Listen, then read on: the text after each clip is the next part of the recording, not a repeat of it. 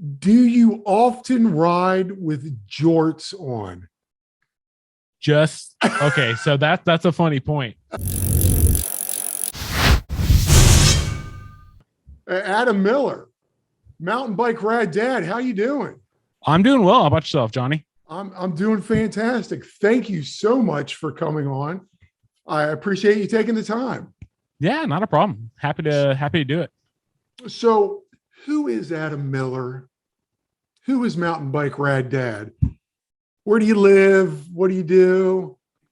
So I'm over in Palm Springs, California, where 4 or 5 months out of the year it's hotter than most people will ride in. So like right now it's, I don't know, like 105 for the high today, but we hit 120. Oh Lord, but that's a dry heat. Not lately. Oh, I mean, normally we're like 10% humidity and it'd be a dry heat. But lately we've been, during the day we'll be like 30%, but in the mornings I've seen like 60, 70 at like 85 degrees. So it hasn't been the greatest lately. How do you do? So I live in Miami. It is riding in the Amazon. Yeah. And it's very unfriendly. And actually, I haven't ridden a mountain bike in a couple months just because I'm an old man and there is a lot of sweating. Yeah. How do you guys handle out there? Do you ever pause? No, I mean, I'm always riding. So if you get up early and you get used to it. So, I mean, like last year, I was able to go out 105 midday and just go ride. You just take it easy. You don't push it. And, you get acclimated to it. Let's talk about where you ride. Well, what kind of trails do you have out there? Pretty much just desert stuff. And then if you go up the mountain just a little bit, you can get into, it's not foresty. I mean, if you go up to Idlewild, you can get to the forest stuff, but yeah, like we have a trail out here called Pumpkin Epic, which is what brings a lot of people out here to ride. And that's, I'm not sure how to describe it. I mean, you're not desert floor, but you're not the forest. You're kind of like somewhere in between. And you can ride that from the top all the way down into the desert. And that's it's like a 25-mile ride, typically shuttle one way. Oh, you get a shuttle up there. Yeah. You don't have to e-bike it or no, I've done it. I've done it on a normal bike, which is up and down. And that was about 35 miles and 7,000 feet of climbing. Oh God, you're making me winded talking about that. I want to talk to you, and we'll get to more parks. How many parks do you have near you? Because it looks like a place where people should be jealous. Yes and no. I mean, so about anywhere between an hour and a half to 2 hours away, we have Snow Summit, which is a pretty popular one. We have Snow Valley just opened up maybe the last couple of years or so. And then we have Santa's Village, which has quickly become one of my favorite bike parks. Is that the Sky Park? Yeah. Yeah, I wanted to get to that one. That just looks, it's got a little bit of something for everyone. Because mostly when I see you ride, it is some janky, teeth crushing if you fall off your bike stuff. Yeah. But Sky Park it looks like it has a little bit something for everybody. Wooden features, some double jumps. Talk to me a little bit about that place. So that place is super cool. I mean, it's been around as Santa's Village from even before my time.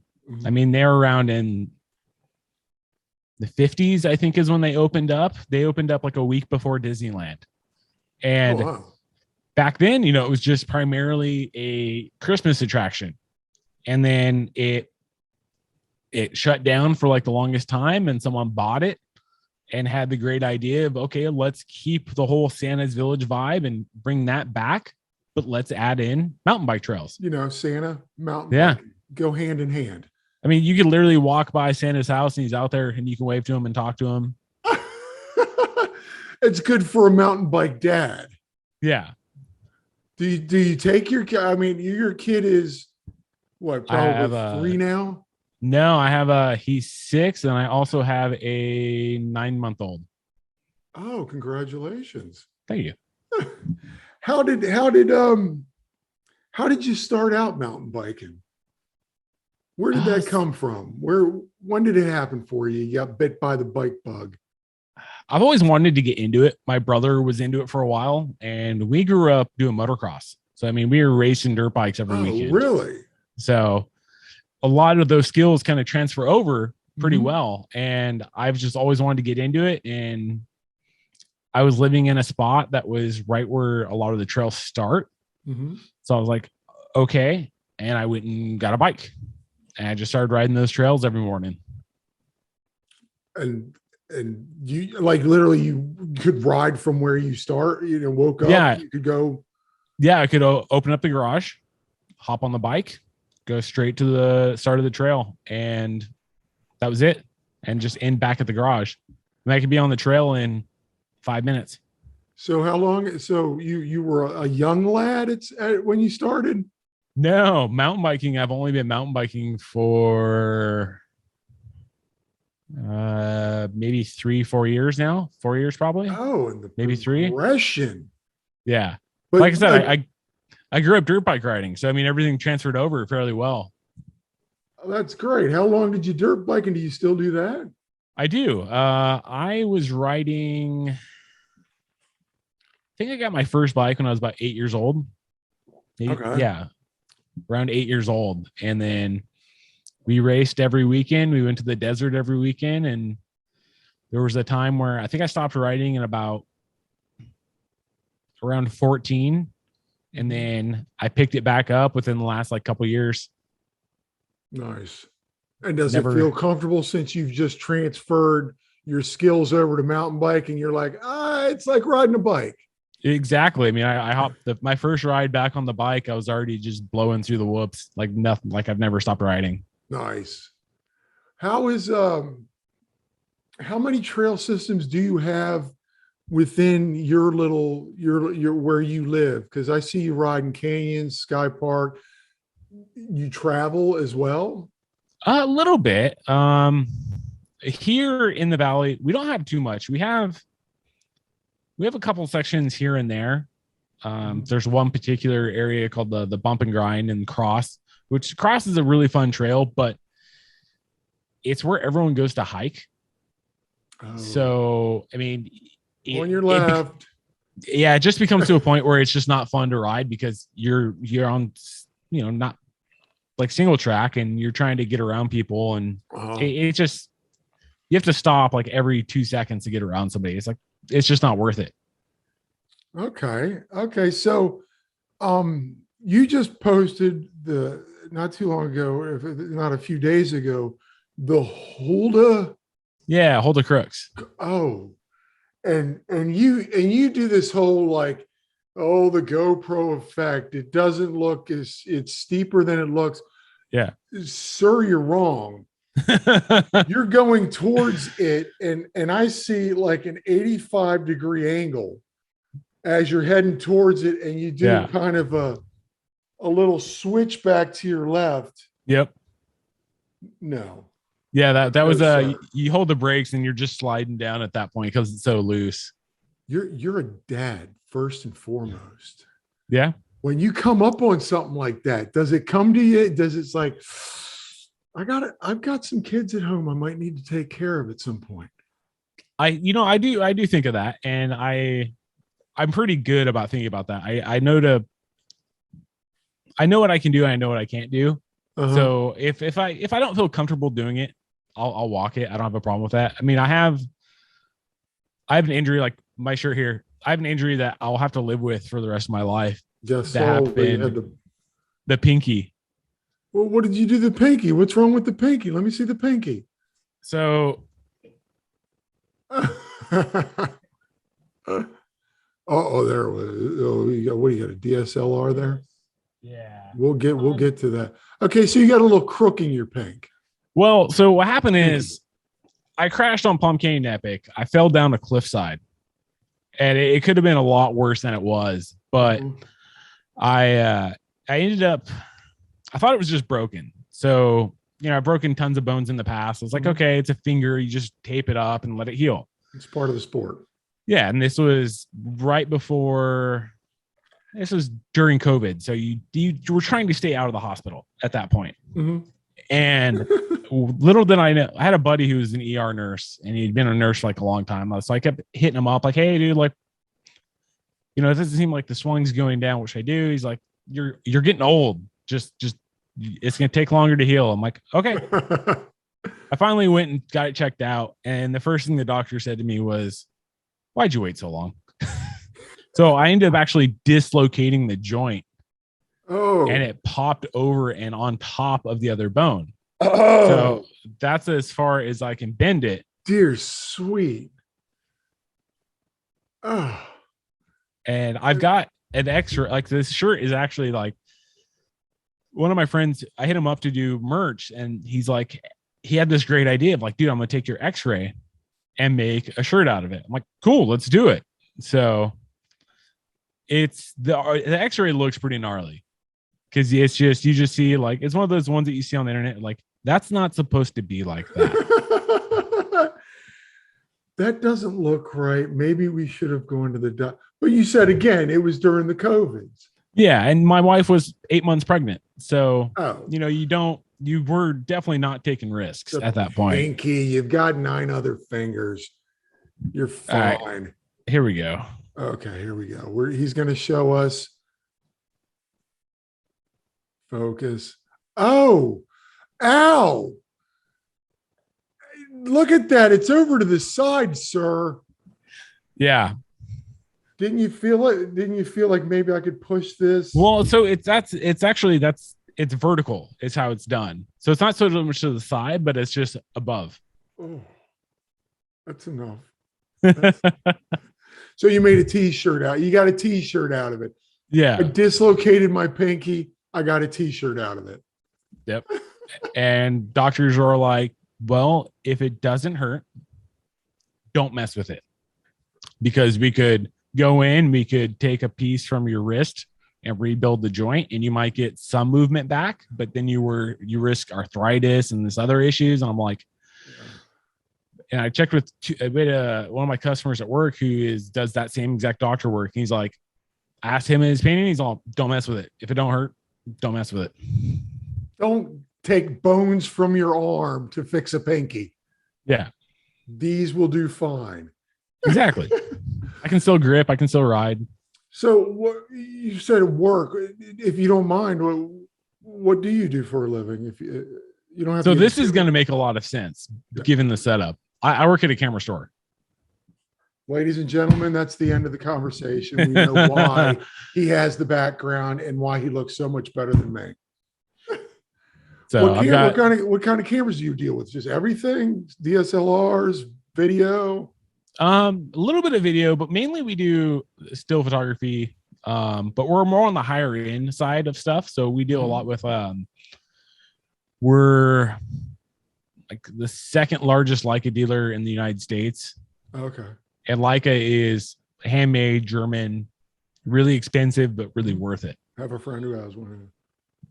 Beautiful, beautiful looking. Do you have one of those? I'm going to geek out with you probably later because I'm a professional videographer.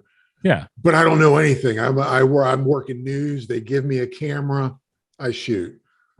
But what did he have? The Black Magic. Yeah. Do you carry one of those?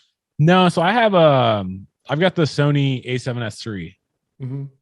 And I just love that thing. The autofocus is so good and it's hard to beat.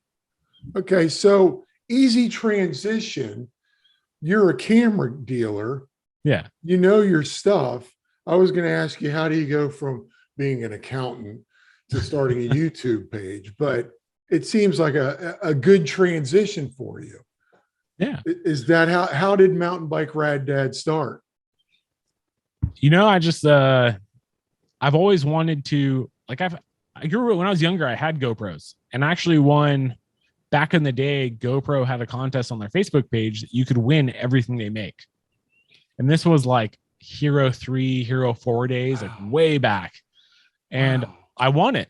Stop it. So they sent me everything, and I had that for a while, and I just stopped using it. So I ended up selling it, and mainly because at that time I wasn't doing anything that kind of required it.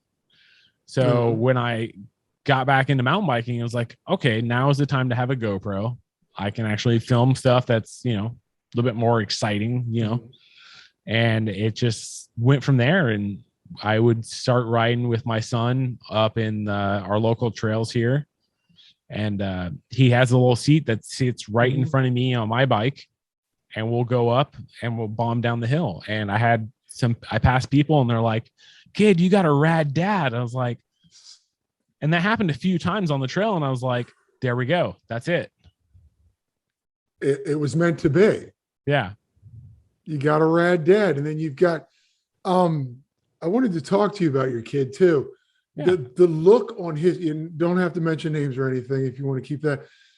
The look on his face on one of the first videos you have it, like as a father, how awesome is that to share your love for something like that with him? Oh, it's awesome. One of the best parts about it, to be honest with you, is the fact that, when it was just him, I could take him out on the trails and give the wife a break so she could be at home and hang out and just relax. And that was one of the better parts of it, was being able to like get him out of the house and her to be able to actually just relax and enjoy herself. And now, does he have a bike of his own? He does. And are you gonna trying? He's actually really good on his bike. We're just starting to get to the point where it's like, okay, let's go try to take you on a trail. But we've had a lot of like really flash flood kind of rains here up in our trail system, and it's just made it very like you got little like ruts going through the stuff, and it's very sandy. So waiting for that to kind of like fix itself before I take him up there. Mm-hmm. But what a great way to document it too. Yeah. This time you have with your son. As he grows up, he'll be able to go on to Mountain Bike Rad Dad. Yeah. It's a video, time capsule, if you will. Yeah, exactly. Son. Do you have any more? I know there's only a few videos of him, but do you have plans on incorporating him a little bit more? Or? Yeah, I did a little bit of filming the last time we went camping of him on his bike. Mm-hmm. So I want to do just a small review on his bike and have some footage of him riding that and whatnot. Well, what kind of advice would you give parents trying to get their kid into something like that? I mean, because you can get them small. It's like skiing. You put them on skis when they're like one, push them down the hill. Is that kind of how you started out? Like, did you get him?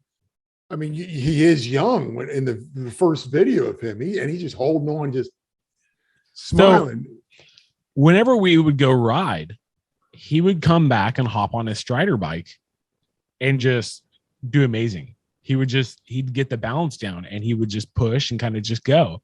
Mm-hmm. And like every time we'd ride, he'd come home, hop on his bike and do better. So it was just kind of like maybe instilling some of the balance and whatnot into him. And it's just like, yeah, it was great. So you should change your channel now to Proud Mountain Bike Rad Dad. Yeah. So as you created this page, did you have a vision for it? Was there because I could see early on, you've already had a great background. You had knowledge of lighting and stuff like that. But you can also see when you go back to your earlier stuff, I can personally see a progression of how comfortable you are on the camera. Oh yeah. Way different. Was there a vision, or did you just start putting out the content at first?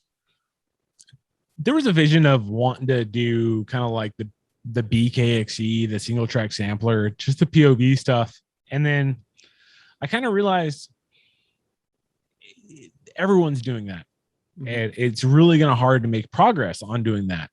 So that's when I started doing more of, the garage style videos as well to kind of throw in. And by doing that, I could record more and just have super easy edits for the most part. Well, they were easy back then. Now they're a lot harder because you spend more time editing and fine tuning everything. But I found that when you have some, what do we call it, like evergreen content, where people are always going to come back and search for it. So like a GoPro settings video or a review video or something, people are always going to look for that.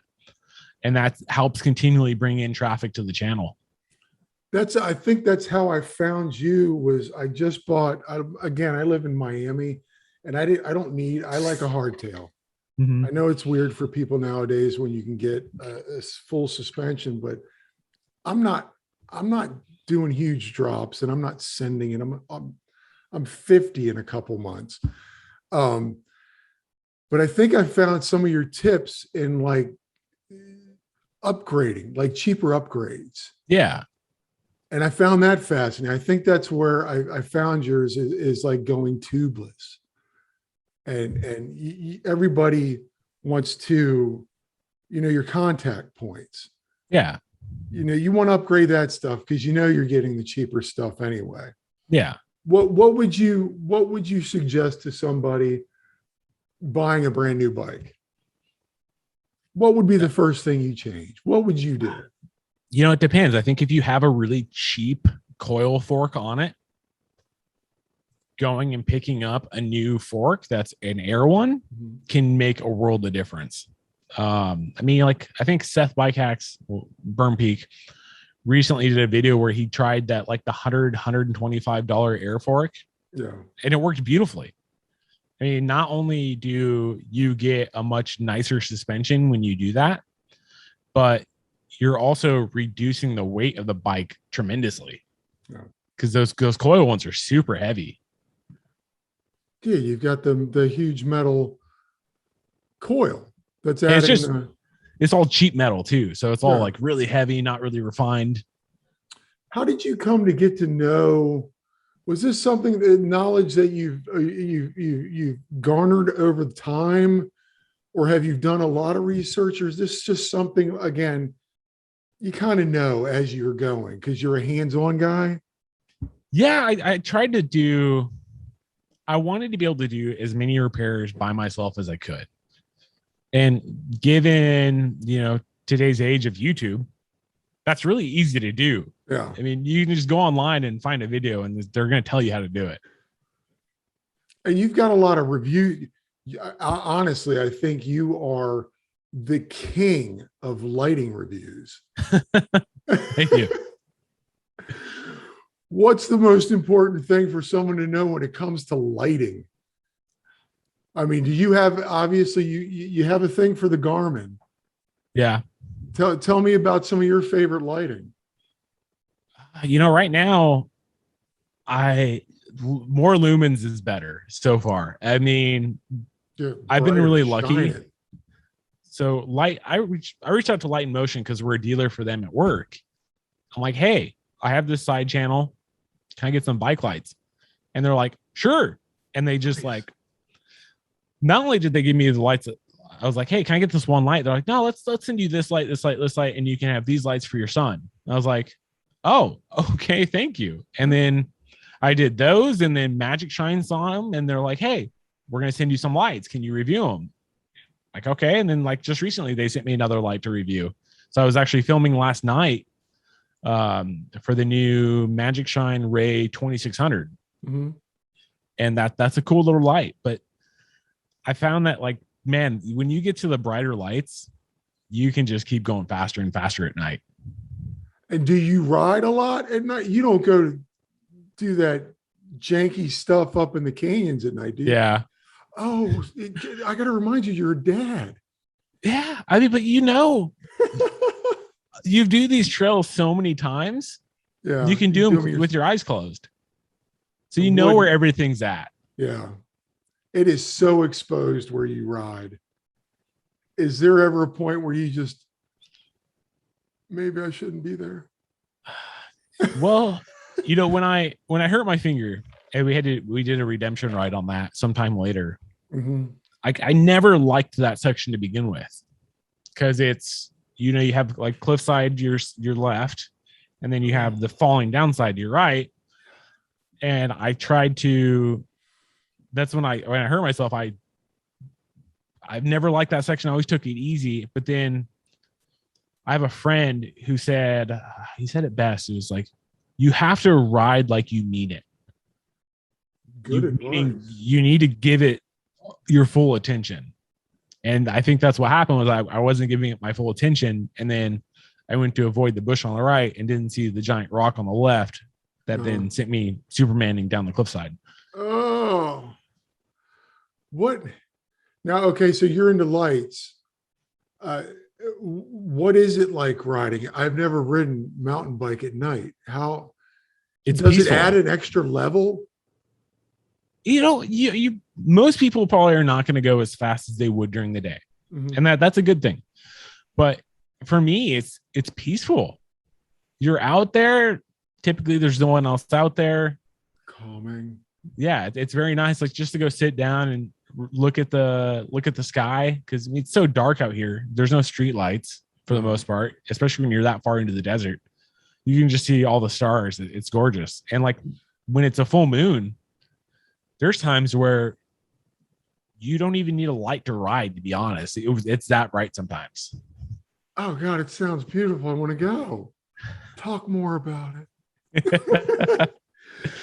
Let's get back to your page though.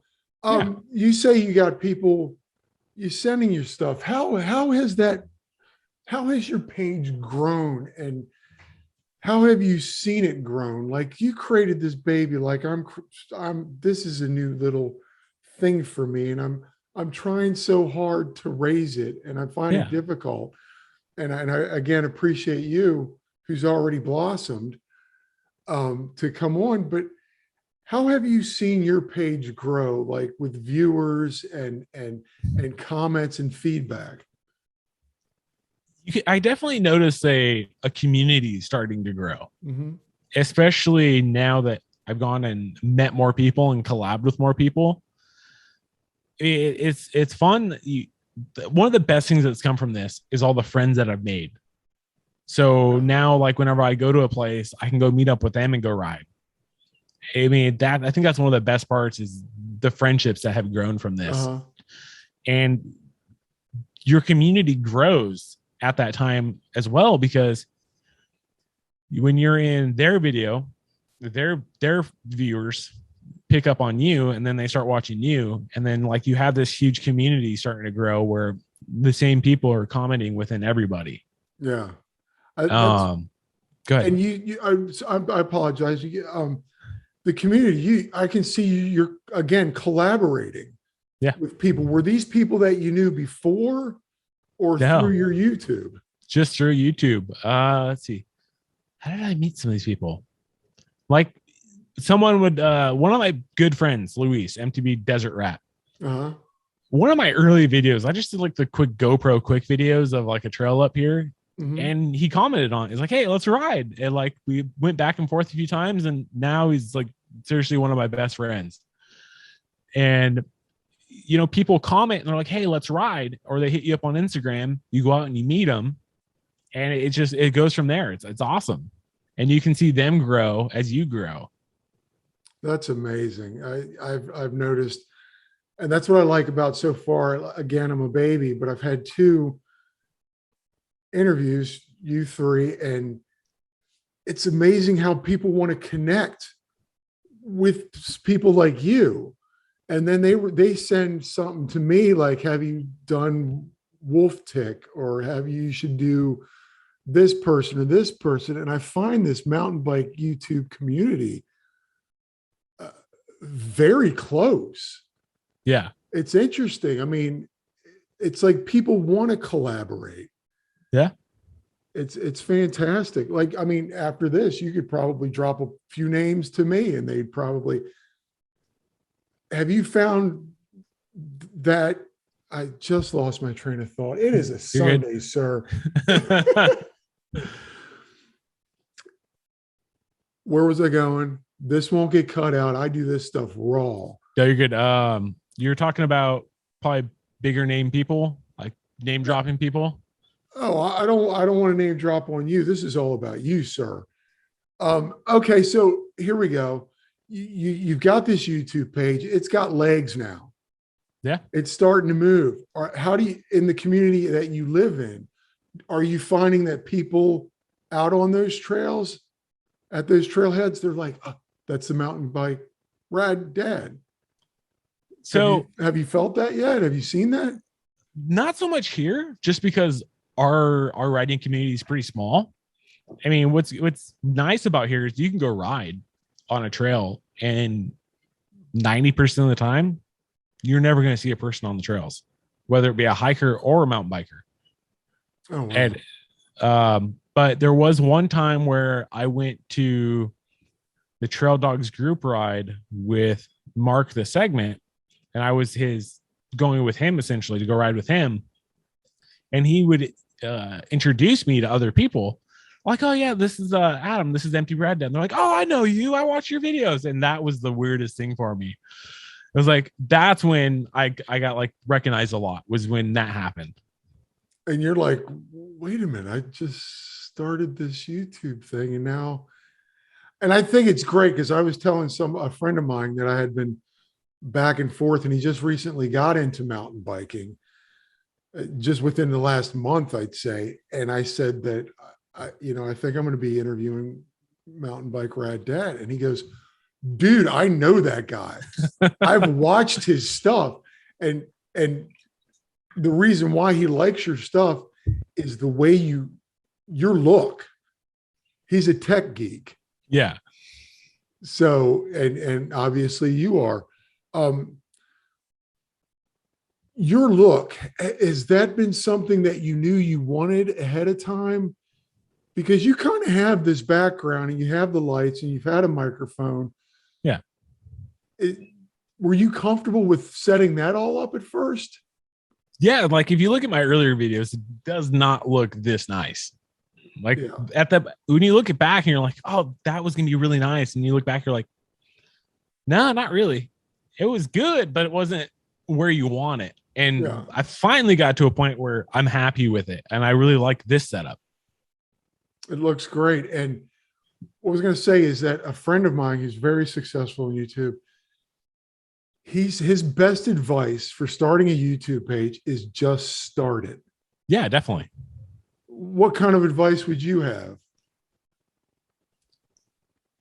I'd say other than that one, because just starting is the important thing. Because people are always like, hi, I'm thinking about starting a channel. Let's just do it. Like, why don't you just do it? But I think one of the most important thing that people don't realize is your video can look like crap and people are going to watch it. But if your audio isn't good, they're not going to watch. Yeah. You have to have good audio for people to actually continue to watch. Yeah, and you have good audio. And I noticed that you're not one of the, I mean, you do talk while riding, but you do some voiceover work. Yeah. Now, is that something that you think ahead of time, or when you're watching your video, when you're putting it together, you're like, well, maybe I should add a little something here or something there? And are you comfortable with that writing now? Do you write it out, or is it just off the cuff? Pretty much 99% of the stuff I do is off the cuff. Nice. And I'm terrible at talking when I ride. I always forget to talk when I ride. So that's why I would come home and then when I'm riding, I never talk. So I always forget to. So I'd come home and like, I should be talking at this point. So that's when I come home and do the voiceover and talk over it. How has your technology, since you've started, to where you are today with, however many viewers and how many videos you have? Like, how has the technology changed and has helped you through your channel? Up until recently, I just switched to this camera recently. Before that, I was using a Fujifilm X-T4, which is still a phenomenal camera. I absolutely love Fujifilm stuff, but the autofocus on the Sony is what made me switch. So, I mean, if you look, I've always had a good camera this entire time, and I'm pretty lucky to say that. And I've had decent lighting up until recently. Nice. Yeah. I've had nice big softbox over here. Yeah, it's nice. And I like the depth of field you got going on with that camera. Yeah. So mostly for what you're doing inside your garage there, Yeah. you keep with that camera, and then you got like a GoPro, and then you got the GoPro Max. Yep. Hanging out somewhere, giving you a little bit of extra flair. Yeah. So the cameras over the time. I mean, I had a Hero 2, still have it. The Hero 2, I have a Session 4, and then I don't even know. I have a Insta 360. Yeah. Do you have one of those or anything like that besides the GoPro Max? No, just the GoPro Max. And currently I have the Hero 9, and hopefully the Hero 10 will be here next week. Nice. And it's impressively cheap to start a YouTube page now. Yeah. I mean, the lights you got, this little 13-year-old TikToker thing that I got going on in the background, Amazon, $15. Yeah, exactly. That's all they are. There's just 2 sets back there. Now we're talking about advice for starting a YouTube channel, and somebody said told me to start it, and you said just to start it. I am not that person. I wanted to know a lot about YouTube before I dove in. Yeah. Did you go in green? Because I'm an older man, I was like, what is the banner? I'm that much of an idiot that I had to do. But did you go in green, or you did your stuff? You did your due diligence before you went in? I mean, I've always been kind of a tech nerd to begin with. I mean, I've built websites in the past just by coding HTML. I mean, that's dating myself even a little bit. Ooh, yeah. So, I mean, I knew a lot of the basics of it. So I can pick up stuff pretty quickly when it comes to tech stuff. And I've dived in deep down like the rabbit hole of, trying to see how you get your stuff found a little bit better. Yeah. And for me on that was just keywords and getting your stuff found in the search engine. Okay. And that was the biggest thing. Yeah, I had to study that, and I'm still working. I also know what helps, and I know that you do it a lot, is the social medias. You stay relevant. How do you, I mean, you're a dad and a husband. How do you find, and you have a job. How do you find the time, sir? It's hard. I mean, it was a little bit easier before we had our second, but realistically, I'm spending maybe an hour, 2 hours a night, just doing editing, filming, and just trying to catch up and keep up. I mean, there was a point where I was doing 2 videos a week. Yeah, wow. And I'm not sure how I was doing that, because I'm having a hard time just even sitting down to finish up 1 video a week now. Yeah. But I'm smart in the fact that I record a bunch of stuff ahead of time. And that way I can always come back and just edit and continually go. And I can always get a queue going for YouTube. So where if I don't have time this week, I know I still have a video for the next like 2 or 3 weeks generally. So you like to go ahead and get as much as you can while you're riding. And then you can go. Cause I know my wife I'm like this. I'm trying to find people for this. It has become a part-time job. Yeah, definitely. Just starting out. It's a lot of work. My hat's off to you, because you're putting out great content. Thank you. And being a dad and a husband and doing all that. What kind of gear or what kind of programs are you using to edit your stuff? And were you always comfortable with that? Yeah. So I have been pretty much since the beginning of the channel, I've been using DaVinci Resolve. Okay. And for 90% of the time was the free version. And so for anyone who needs a editing program, I think as far as a free program goes, you absolutely cannot beat Resolve, because they give you everything you need And only in the paid version do you get some extra stuff that, only someone who's really deep into it would appreciate.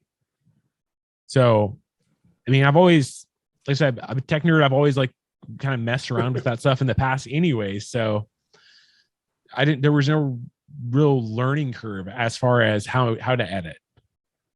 And okay, so you've got the videos, you have POVs, tech stuff, how-tos, tips.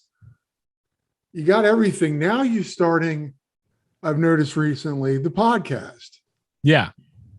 How has that come to be? How has that come to be, and how is it going for you? So me and my buddy Luis have talked about doing this for a long time, and we've wanted to do it. And one of the only reasons we really started it recently was the fact that he moved from where I am over to San Diego. Okay. So this was pretty much an excuse for us still to be able to hang out once every 2 weeks and just kind of shoot the stuff. Yeah. So that's kind of what the reason for the podcast was. And then bringing people on as guests just to kind of hang out and have fun. And how has that been received so far? Pretty good. I mean, it's still kind of small. I mean, it's not a ton of views, but each time we go, we get more people on. It's great. And the community always comes in and watches and hangs out. It's always a fun time. Is it something that you actually put on a podcasting platform, or is it just on the YouTube, or have you thought about putting that on something? Yeah. So we record it live on YouTube. And once YouTube finish their stuff and you're able to download it, I literally just download it and throw it straight up to a website called Anchor, and you upload it there, and then they shoot it everywhere for you. Wow. So it goes to Apple, to Spotify, to Google, to like a whole bunch of other ones as well. And that is under, if people were watching this right now, and I hope we get at least a couple, I'm new. That would be under Mountain Bike Rad Dad in your podcast, say in your iPhone or wherever. So if you wanted to look for the podcast on like for any of the podcast stuff, it would just be Not Another Mountain Bike Podcast or MTB podcast. Okay, perfect. Yeah. Go and listen, people. What again, I just lost my train of thought. Do it all the time. It happens constantly with me. Don't age. It's a trap, sir. Okay. Oh, the growth of the channel. When you hit your milestones. Yeah. When you hit 1,000, or I think 4,000 is a milestone for views.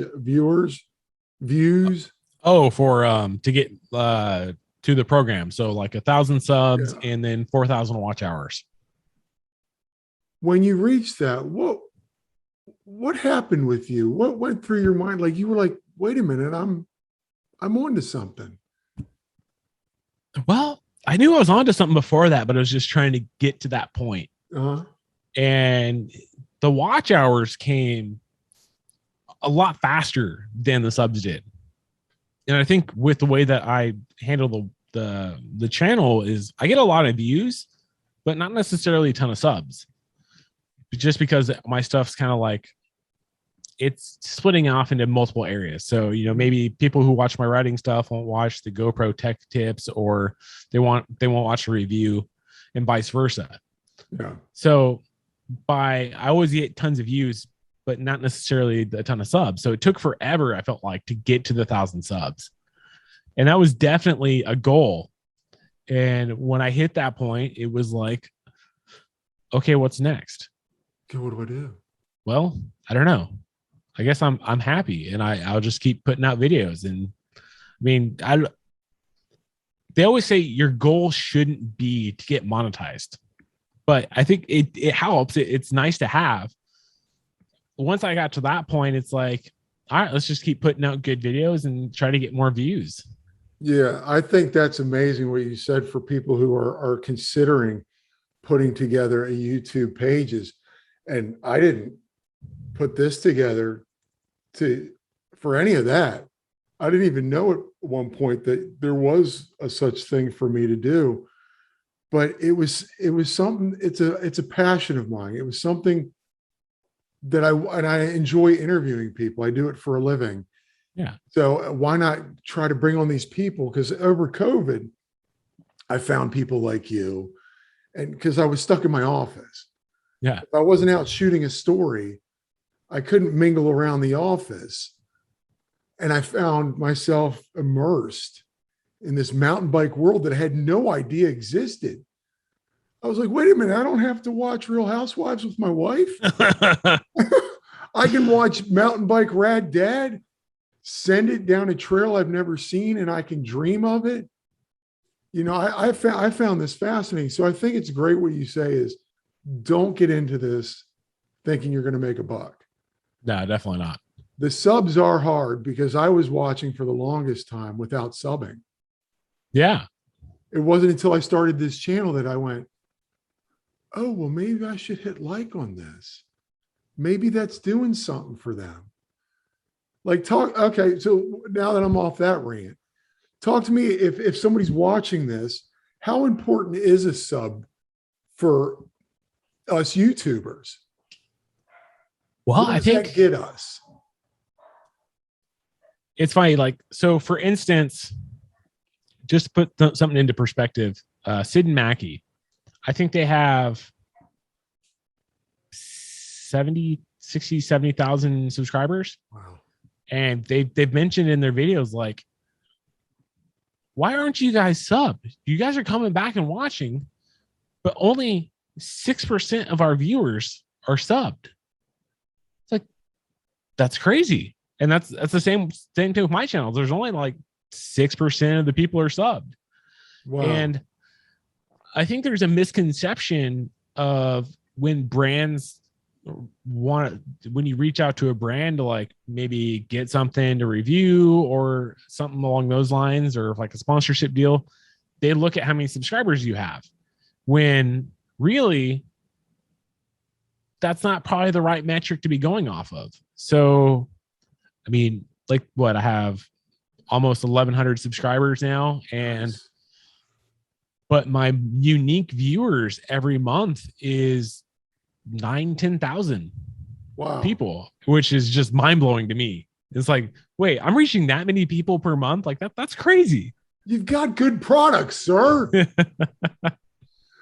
But yeah, so I would tell everybody, and Will at the end, subscribe to us, folks. Yeah, it helps. It helps, and has it helped you? Because I know you're getting content, you're getting these products. Have you noticed more people now that you have, you're getting the wheels are gripping, you're going? Do you see that happening for you? Are people reaching out to you? Yeah, people reach out surprisingly more often than I thought they would. And I get some of the randomest stuff too. You get like skincare products? Tell you what, man, on Amazon affiliate, that stuff does really well. But I've had like Jayco Off-Road reach out to me. They sent me a CO2 CO2 cartridge refill to inflate your tires really quickly, and that's really cool. I've had, I think they're called Psych Plus, and it's a electric pump, air pump, and you can set the PSI on it. Is it a and so you go, okay, I want 26 PSI in my tires, and you hit the button and it inflates it up to 26 and it turns off. Nice. I'm like, this is really cool.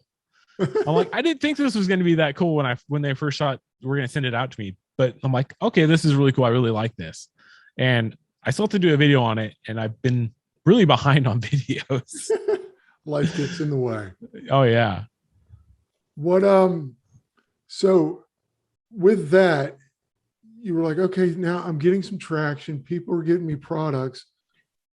I have a unique brand. You got a cool logo. By the way, did you create your mountain bike ride, Dad? Yeah. I've always dabbled in graphic design. So yeah. This guy is everything. I'm just impressed. I'm very impressed. I had a friend make mine. I'm a tech nerd, like I said. Now you have merch. Yeah. How did that come about? Was that like something maybe I should just put out? Well, my buddy had merch and I was like, well, why don't I? Like it, why not? So that's when I reached out to one of our buddies in the group who is a legit graphic designer. I highly recommend, if you need something, go check him out. His name's Adam Mock, and he's on Instagram, and you can see the stuff he does. Like he's even done stuff for like the Outsider MTB, the Pupper Pip, which is just a phenomenal looking graphic. And the dude's super talented. And I reached out to him like, hey, I want to do something. He's okay, cool. Let's start thinking about some stuff. And then when I was on Mark's podcast and we were talking about my finger and I showed the x-ray, and that's when it clicked for him. He's like, I got it. We're going to do something off your x-ray. And that's how I got the shirts. It's a nice looking shirt. I actually went on your online. Next interview, there will be a pinky shirt.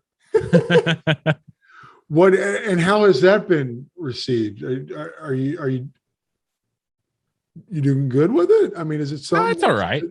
I do a terrible job of mentioning it in the videos. So I think maybe if I mentioned it more, it would do better. But so far, it's just friends ordering it. And I saw again. I can't name drop because I can't remember the YouTube page. I have them somewhere down here. They have merch. Yeah. And they have other things, because this, and especially for you, I picked this is as cheapest YouTube page you can get. But for guys like you, this stuff isn't cheap. I mean, talk to me, like creating to upkeep a YouTube page, it costs $1 or $2.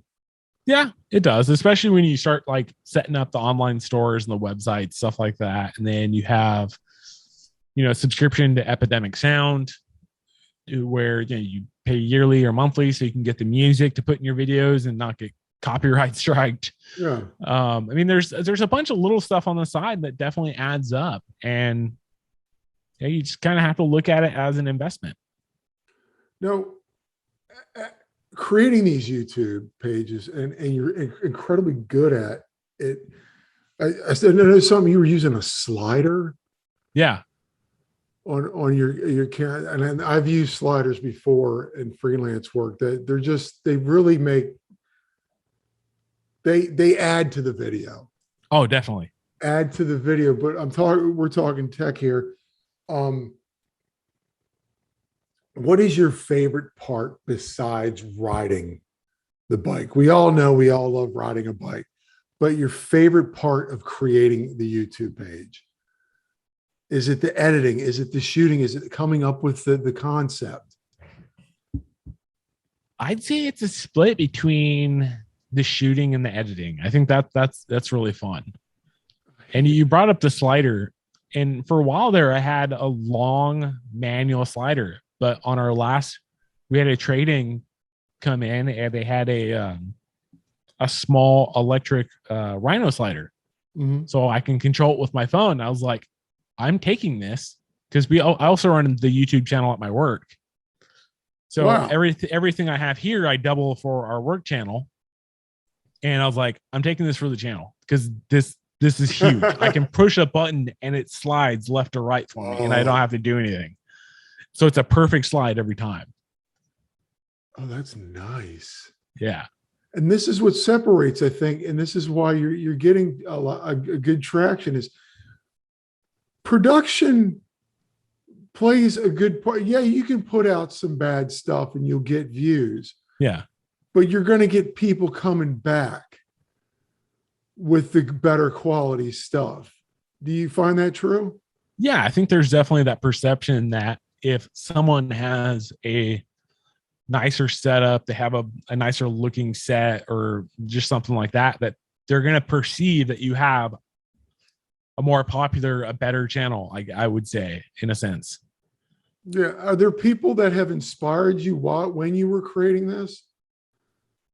this page where their YouTube page. I mean, besides the big one, as soon as you type in mountain bike, your Burn Peaks or your whatever, did you have somebody that said, you know what, this is something I think I might be interested in doing? Yeah, I mean, I'm always watching YouTube. So I'm always watching like Linus Tech Tips. And I think I always knew the idea of the kind of set that I wanted where, the background was darker. And I think, what was it? I want to say it might've been Gerald Undone where I saw his setup a little bit. And then for the live streaming setup, one of my friends, Joe, the Colorado Kid, which if you haven't seen his stuff, you want to talk about editing ability and a storyteller. Uh-huh. This dude is amazing. And he's hilarious at the same time.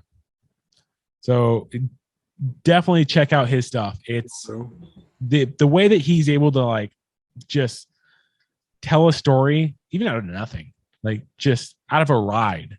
Yeah. I mean, he's out there, he's got the cameras, he's got the Skydio drone, the one that follows you. Uh-huh. And he puts in so much work and his videos just come out so great. And that his live stream setup inspired me a lot. Like my audio board, the ATEM Mini, which is what gets me a little bit higher quality for the streaming like this. Yeah, you sound good. Sorry. Well, even then just the ATEM Mini is just mainly for bringing in a 1080p signal from the camera. Okay. So that's how typically if I'm doing a live stream, my video quality always looks pretty good.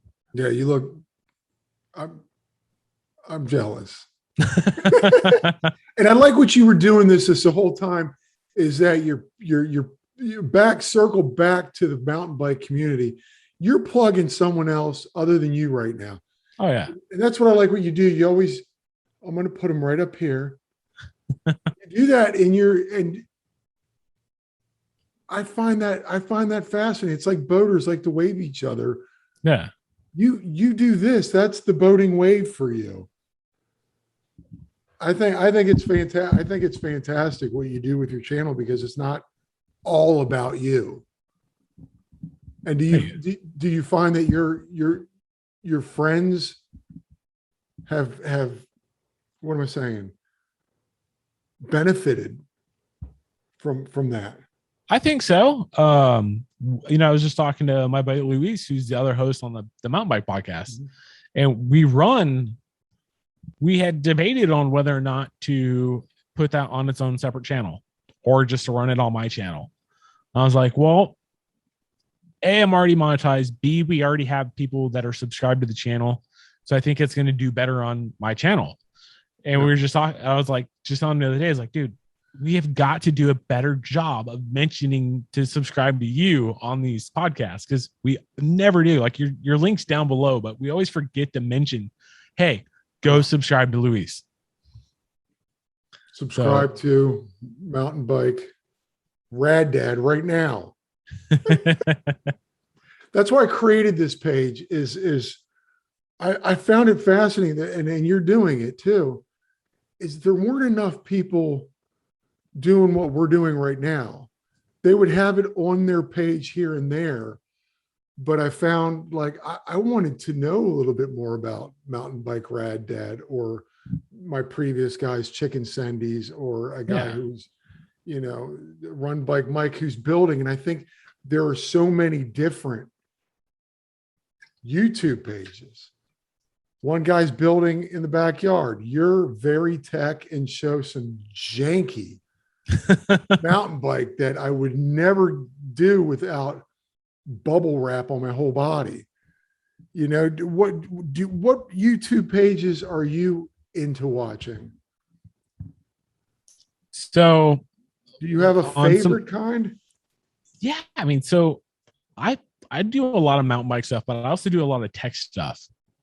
I love to watch, like I mentioned earlier, Linus Tech Tips, MKBHD. You've got Gerald Undone, and then on the mountain bike side, you got. I'm always watching, the big guys like BKC, Single Track Sampler, BCPOV. Oh yeah, I love that guy. Yeah. And, when Joe puts out a video, is also always great. And my buddy Mark, you always watch your friends too, because you want to see what they're up to. That's amazing. Now, did you start the ball rolling on some of those friends with their YouTube pages? Did they see you and was like, well, I'm riding with this guy too? Luis, I told him to do it. I'm like, dude, come on. What are you doing? Like, just go. Like, just make a channel. Just start editing. It's like, okay. And he did. And he did. And he's up to like 300 subscribers. Good, man. It's a journey of 1,000 miles. Starts with one step. Yeah. You know what? And I apologize. I'm all over the place. You're fine. I am ADD boy. Let's talk gear. Okay. Let's talk about your bikes. What kind of bikes are we working with? We got a hard and a soft? I had a hardtail for a while, but after I hurt my finger, I was like, I probably shouldn't ride this anymore. So I ended up selling it. But it's funny you mentioned like not sending it very hard on the hardtail. I rode that bike just as hard as my full suspension. Good for I went you. down just as fast and stuff on that I did on my full suspension. I've got a Intense Primer 27.5 that, before that I had a Intense Tracer.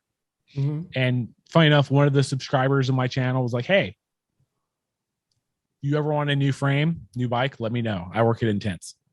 So he hooked it up. I was able to upgrade and get a new frame, and I swapped all my stuff over to this new bike, essentially. And I saw that. I love this bike. I mean, this bike is phenomenal. Wow. So because of your YouTube page, you got a nice bike now. Yeah. Well, good for you, sir. That's amazing. I had a pretty nice bike before, but now I have a nicer bike. It makes me want to put my bike back here now. What kind of components are we working? Do you have a lot of upgrades? Is there something? Yeah, literally the only thing I got from him was a frame and a shock. Mm-hmm. So everything off my other bike came over, and then I've still done a little bit of upgrades. I've got you talked about this on your last one, the GX Axis wireless shifting. Yeah. I've got that, and it's a game changer for me because I was having some shifting issues. Mm-hmm. I'm good. I know how to get my shifting right, and it would just keep messing up. And I'm like, I'm tired of this.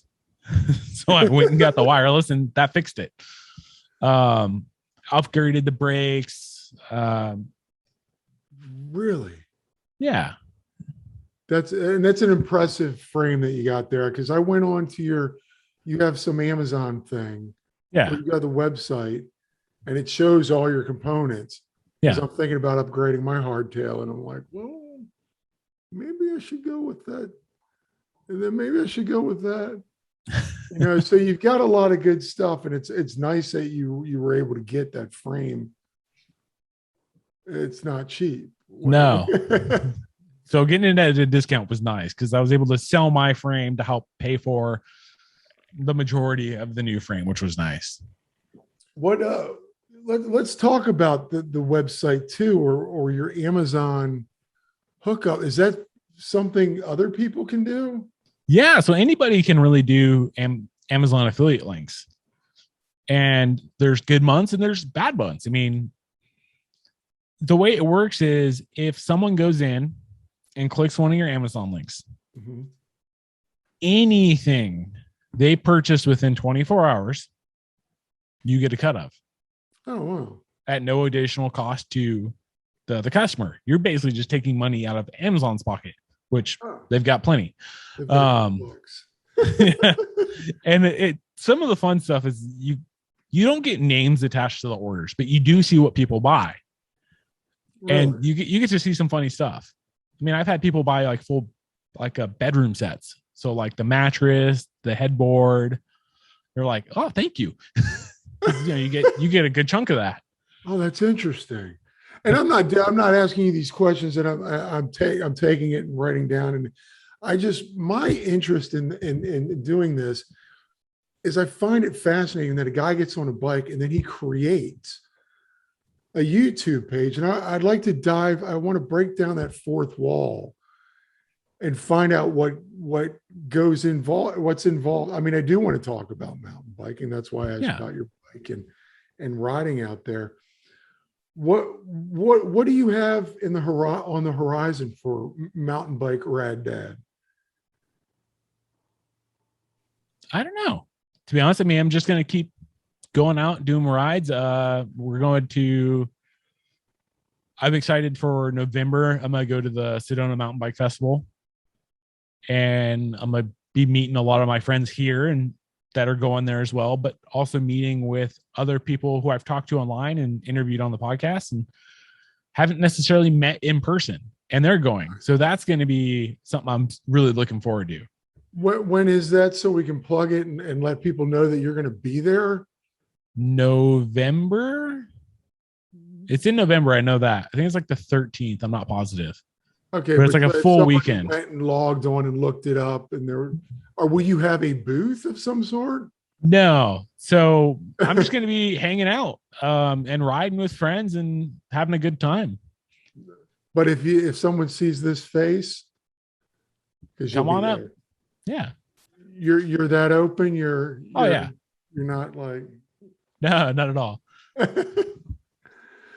Well, I can't thank you enough for coming on. I know you have a family. It's Sunday, and I want to get you back to everything. I can't thank you enough for jumping on and doing this too, especially a new guy. Yeah, not a problem. We've all been there. You're like taking a risk. You're like, what am I doing with this guy? He doesn't seem, too serious, but I try to make it entertaining. Yeah, that's the fun part. It's got to be entertaining for people to watch. Go on, get this guy's merch, get his broken pinky on his t-shirt. He's got a t-shirt with his broken pinky. Do you want to give shout outs to? I see a hat on top of your head, and you mentioned them a couple times in your videos. Yeah, so I have a few supporters of the channel. Hand Up has been there since like the 300, 400 subscribers number. They had a rookie ambassador program that they put out, and I signed up, and they accepted me, and I've been with them since. So I talk to their marketing people all the time, and they're super rad people. Mm-hmm. I recently hopped on with as a supported rider of Spy Optics, which I've worn Spy like all my life, and for that to be an option was just amazing for me. Okay, cool. And then 7IDP picked me up, supports the channel as well, and helps me get protection like knee pads and elbow pads and helmets whenever they actually get more in stock, because they're just completely blown out. Yeah, stock, all kinds of any kind of biking after COVID. Yeah. Oh, let's talk about that real quick. All right. What was that like, having to do all this during COVID? Were the trails still open? Because we were closed here. Were you still able to ride during all that time? They shut down my super local trail just briefly, only to like locals. But the Cat City Cove area, it was open. So, I mean, we never really stopped riding. Oh, good for you. It was closed. I mean, that's why I fell in love with watching stuff like you, because I was just fantasizing. I was going through like, I want to ride. I can't ride. Yeah. Do you often ride with jorts on? Just okay. So that's a funny point. I just got those, and my wife has always said she hates them. Yeah, no, she's like, I will burn them. And I just recently picked up a pair and started wearing them. I'm like, man, these are actually super comfortable. I'm like, I like these a lot, actually. These are really comfortable. I had to bring that up just for something just off the wall. I saw it on your Instagram, and I'm like, this guy is rocking the jorts, folks. I won't go with like the light blue ones like my dad used to back in the day. I went for the dark ones that aren't as noticeable.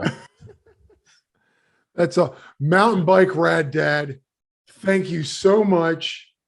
for coming on here. I want to get you back to your family. I hope this was good for you. Oh, definitely. This is fun. It was for me. There will be a link right there to get to his page, and definitely hit like and subscribe so I can get some traction on this. And again, thank you so much, Mountain Bike Rad Dad. Appreciate it. Of course. Thank you. Have a great day. You too.